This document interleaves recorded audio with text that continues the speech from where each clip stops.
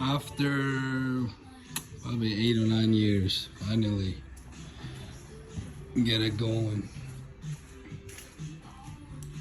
It's still a lot of work, but engine part's done, and I'm about to start it for the first time.